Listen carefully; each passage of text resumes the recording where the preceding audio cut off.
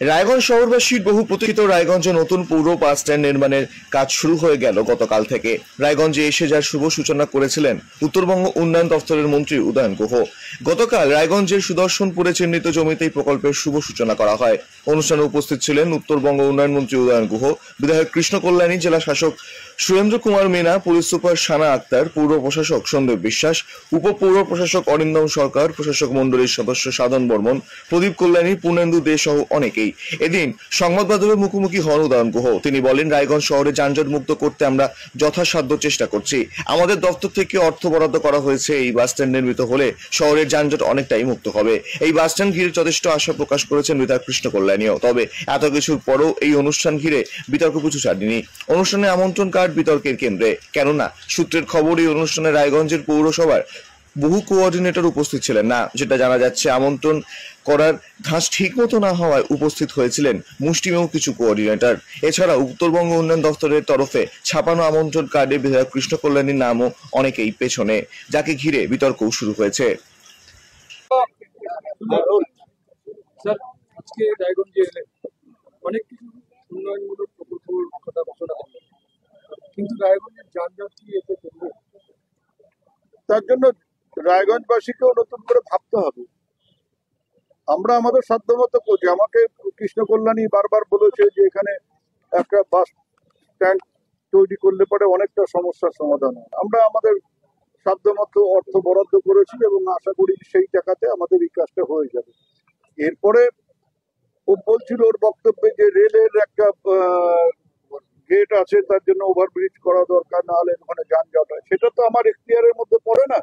যাদের পড়ে তারা যদি নজর না দেয়, তাহলে তো সেটা রায়গঞ্জবাসীকে বুঝতে হবে যে তার জন্য কি করা উচিত। রায়গঞ্জ শুধু না, গোটা উত্তরবঙ্গের জন্য একটা যে বিশেষ করে বারশোয়ের যে রাস্তাটা, এটা বিহারের সাথে যোগাযোগের জন্য বিশেষভাবে অনেকবার আপনারা করেছেন। এটা বললাম যে আমার এখতিয়ারের মধ্যে পড়ে না। এগুলো মানে চটজলদি কোনো মন্তব্য এই ব্যাপারে আমার করা উচিত। রায়গঞ্জে ওয়াটার লগে একটা সব থেকে বড় প্রবলেম, অনেক ওয়ার্ডে বৃষ্টি, অল্প বৃষ্টি হলে জল জমে যাচ্ছে। একটা মাস্টার প্ল্যান জরুরি। এটা নিয়ে কি কোনো আলোচনা? এগুলো নিয়ে আমার সাথে কারো কথা হয়নি, বা এটা আমি শুনলাম। পরবর্তীকালে কোনো দিন যদি দপ্তর আলাদা আছে, অনেক সময় ও জানে ভালো করে যে উদয়নকে বললে পরে কতটা উদয়ন করতে পারবে, বা অন্য এখানে ইরিগেশন দপ্তর আছে, ইরিগেশন দপ্তরে আলাদা মন্ত্রী আছে, এবং সরাসরি অনেক সময় ও মুখ্যমন্ত্রীর সাথেও কথা বলে। স্বাভাবিকভাবে মুখ্যমন্ত্রীর সাথে কথা বলে অনেক সমস্যার কথাও জানায়। এগুলো ওই বলতে পারবে না। অলরেডি আপনার উত্তরবঙ্গ উন্নয়ন দপ্তর থেকে আমরা অলরেডি এই 4.5 কোটি টাকার মতো আমরা পেয়েছি। ড্রেনেজ ব্যবস্থার কাজ অলরেডি চালু হয়েছে, টেন্ডার হয়েছে, ওয়ার্ক অর্ডারও। উনি মাস্টার প্ল্যানের কথা বলছেন তো? মাস্টার প্ল্যান উত্তরবঙ্গ উন্নয়ন, এটা আমরা ইউডি আরবান ডেভেলপমেন্ট ডিপার্টমেন্টে আমরা দিয়েছি। হ্যাঁ, ওটারও ডিপিআর এর কাজ হয়ে গেছে। হ্যাঁ, খুব শীঘ্রই এই বিরাটদার সাথে কথা বলে ওই কাজটা যাতে করতে পারে আমরা দেখি। একটা জমি দিয়েছিল আর্টিলারি অনেকদিন আগে, আর্টিলারি এবং প্রেস ক্লাবের বিল্ডিং কাজ করছে, ওটা জায়গাও দিয়েছে আমাদের দেখে নেব। প্রধানবাবু, আপনি রায়গঞ্জের যানজট সমস্যা নিয়ে একটা তুলনা করলেন বিজেপি এবং সাংসদের প্রসঙ্গ উঠলেন। আমি কারো নাম করে তো কিছু বলিনি, আমি জনপ্রতিনিধিদের কথা বলেছি। যারা জনপ্রতিনিধি তাদের দায়িত্বটা কি, এবং তাদেরকে যারা নির্বাচিত করে তাদেরও কি চাহিদা, সেগুলো তো বুঝতে হবে। আজকে আমি একটা জায়গার বিধায়ক, সেখানকার মানুষ আমাকে নির্বাচিত করে জনপ্রতিনিধি করেছে।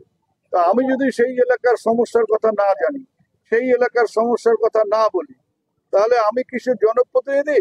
আর যারা আমাকে নির্বাচিত করলেন তারাই বা আমাকে কি দেখে নির্বাচিত করলেন? এগুলো নিয়ে ভাববার সময় হয়েছে। বিজেপির সাংসদ দীর্ঘদিন ধরে রায়গঞ্জে আছে। এর আগে দেবশ্রী চৌধুরীর সময় রায়গঞ্জে ফ্লাইওভার তৈরির এনওসি চাওয়া হয়েছিল। অভিযোগ যেটা করছে বিজেপি, যে তৃণমূল থেকে বা রাজ্য সরকারের তরফে কোনো এনওসি দেওয়া হয়নি, সেই জন্য ফ্লাইওভার হয়নি। এখন সাংসদ রয়েছেন কার্তিক পাল, তিনিও একই অভিযোগ করছেন। ওই সব বেটাকে ছেড়ে দিয়ে গেড়ে বেটাকে ধর। নিজেরা যে কাজটা করতে পারছি না সেটা চাপিয়ে দিচ্ছি রাজ্য সরকারের। আর শিলান্যাসে আমরা বিশ্বাস করি। আমরা যেটা করি, বিশেষ করে আমি আমার দপ্তরের কথা বলতে পারি, আমরা যা করছি, এই যে আজকে এটা কিন্তু শিলান্যাস হলো, এটা কাজের সূচনা হলো। আমরা অ্যাডমিনিস্ট্রেটিভ অ্যাপ্রুভাল নিয়ে আসি, তারপরে টেন্ডার হয়, ওয়ার্ক অর্ডার হয়, তারপরে সেই জায়গায় পৌঁছে আমরা কাজটা শুরু করি। আজকে এখানে যেটা হলো সেটা কাজ শুরুয়াত হলো। তা কাজেই যারা শিলান্যাস 5 বছর পর পর তাদের কাজ হচ্ছে সে শিলাগুলো পরিষ্কার করা, আমরা সেটা করি না, আমরা কাজটা শুরু করি। তাহলে কি যানজট সমস্যার জন্য যে ফ্লাইওভারের দাবি রায়গঞ্জবাসীর আছে, আপনি কোনো ইনিশিয়েটিভ নেবেন? বললাম যে ওটা আমার এখতিয়ারের মধ্যেই পড়ে না। রেলের লাইনের উপর দিয়ে ওভারব্রিজ হবে বা আন্ডারপাস হবে, সেটা কি আমার ব্যাপার? আর যত টাকার দরকার অত টাকা হয়তো আমার দপ্তরের বাৎসরিক ইয়েই নেই। না, এনওসির ক্ষেত্রে আপনারা কোনো ব্যবস্থা নেবেন? এনওসি অনুপাতে রেল এনওসি দেবে। পৌরসভার যদি কোনো এলাকা থাকে তাহলে সেটা পৌরসভা সেখানে তাদের সাথে আলোচনা করে ঠিক করবে। নিশ্চয়ই পৌরসভা সবসময় চাইবে যে এলাকার উন্নয়ন হোক, এলাকার সমস্যা দূর হোক। আপনি আরেকটা প্রসঙ্গ তুললেন, জানুয়ারি ফেব্রুয়ারির মধ্যে ভোট ঘোষণা হবে। এটা সাধারণত হয়ে থাকে, গতবারও ফেব্রুয়ারির 15-16 তারিখে বা 17 তারিখে হয়তো ভোট ঘোষণা হয়েছিল। এখানে একটা সমস্যা হচ্ছে, ভোটের একদম নির্ঘণ্ট ঘোষণা না করেও যদি বলে দেয় যে অমুক সময় ভোট হবে, ওই পিরিয়ডে ভোট হবে, তাহলেই তখন থেকে ওই উন্নয়ন নতুন করে কাজ করাটা বন্ধ হয়ে যায়। এই সমস্যা বারবার আমাদের ফেস করতে হয়। সেই জন্য আমাদের রাজ্যের মাননীয় মুখ্যমন্ত্রী একটা নির্দিষ্ট সময় বেঁধে দিয়েছেন যে 31শে ডিসেম্বরের মধ্যে এই ফিনান্সিয়াল ইয়ারের যে কাজগুলো আছে সেগুলোকে শুরু করে দিতে হবে। আমাদের জেলার বা কতগুলো প্রজেক্ট আজকে হচ্ছে? আমাকে কাগজটা কোথায়? আজকে কত টাকার প্রজেক্ট এবং কতগুলো প্রজেক্ট আজকে আমি এই ফিনান্সিয়াল ইয়ারে যে টাকাটা বরাদ্দ হয়েছে এই জেলার জন্য, সেটা হচ্ছে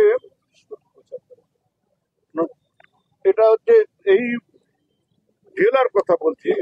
এই জেলার জন্য বরাদ্দ হচ্ছে 98,72,72 টাকা। টোটাল প্রজেক্ট হচ্ছে 73টা। রায়গঞ্জের জন্য 12টা প্রজেক্ট, বরাদ্দ হচ্ছে 17,37,00,000। আমি এই 25-26 ফিনান্সিয়াল ইয়ারের কথা বলছি। আর এই রায়গঞ্জের জন্য আমরা মোট 21টা প্রজেক্টে এই 3 বছরে 34,77,00,000 টাকা আমরা খরচ করছি।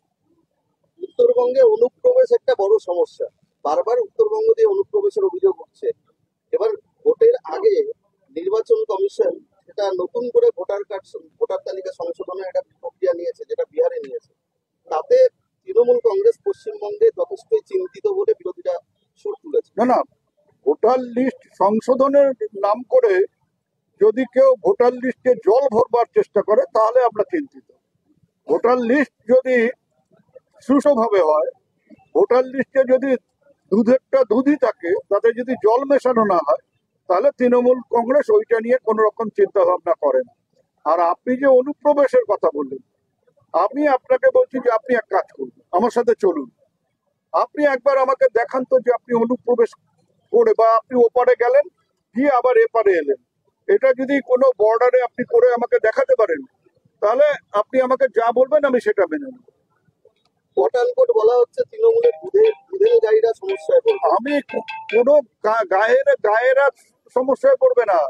যারা অনুপ্রবেশ করছে, আপনি যান, আমি মন্ত্রী, আমি যদি ওই বিএসএফ এর আছে অর্থাৎ বর্ডার রোডে উঠি, তাহলে আমার গাড়ি থামিয়ে জিজ্ঞেস করা হয় কাহা যাতা है, কিধার সে আয়া है, আপ কোন है, বলে আমাকে কৈফিয়ত দিতে হয়।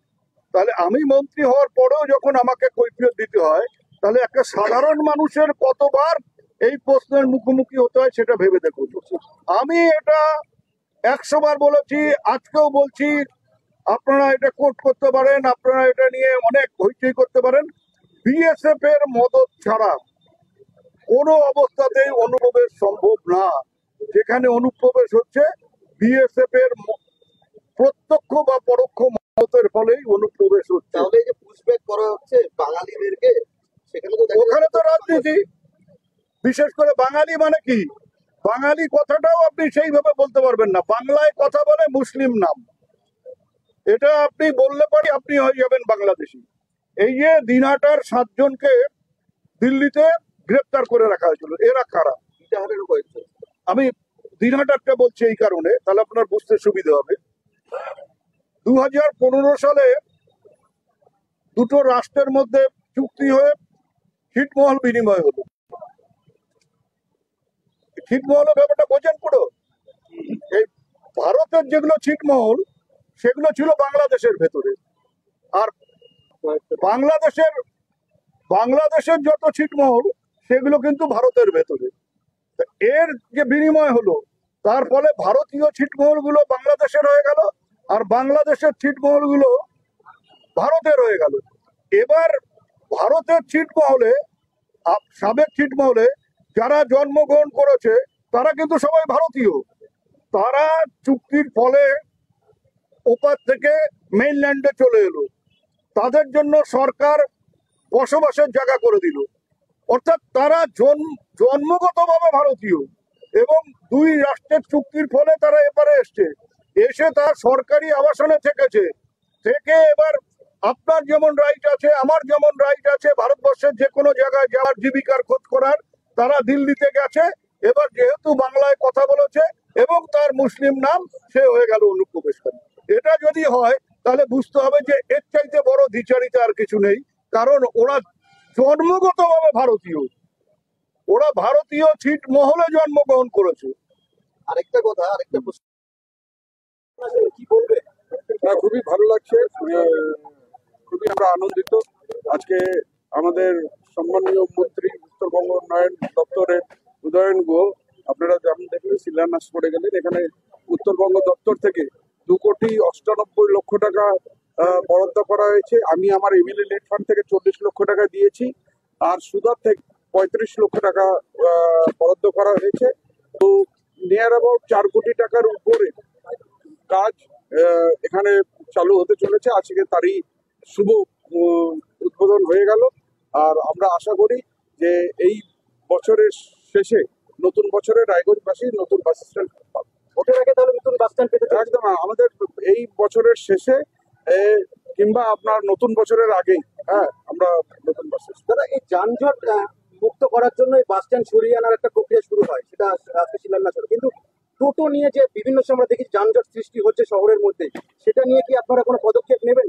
না, সেটা নিয়ে পদক্ষেপ শুধু শুনুন, সেটা নিয়ে একজন বিধায়ক পদক্ষেপ নিবে কিংবা একটা মিউনিসিপ্যালিটি পদক্ষেপ, সবাইকে নিতে হবে, মানুষকেও নিতে হবে পদক্ষেপ।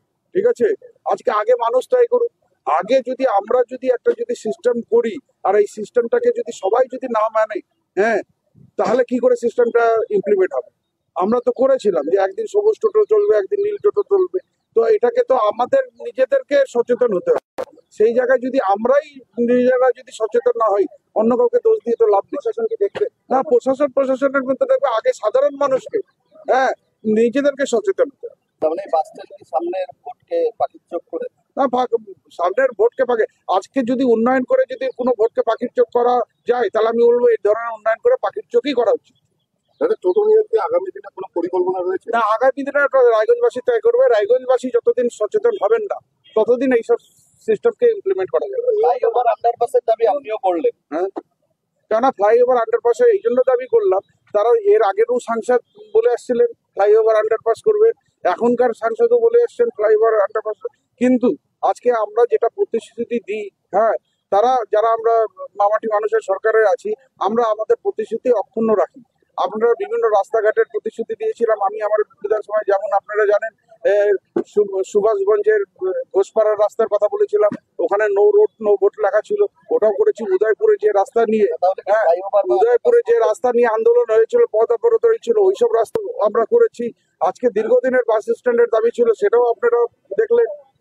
তো আমরা যেটা প্রতিশ্রুতি দিই, সেটা প্রতিশ্রুতি রক্ষা করি, তার জন্য কাজ করি। কিন্তু আপনারা বলুন তো, বিজেপি সাংসদ, তারা তো আজকে শাসক দলে রয়েছে কেন্দ্রের, তারা কোন প্রতিশ্রুতি দিয়েছে আর কি কাজ করেছে? আজকে আপনারা দেখবেন কৃষ্ণ কল্যাণী প্রত্যেকটা দিন একটা অল্টারনেট আমি গিয়ে কোনো না কোনো রাস্তাঘাট উন্নয়নের উদ্বোধন করতেছি। আজকে আপনারা যিনি সাংসদ হয়েছেন, 1 বছর হয়ে গেছে, একটা নারকেল ফাটাতে তো আমি দেখলাম না।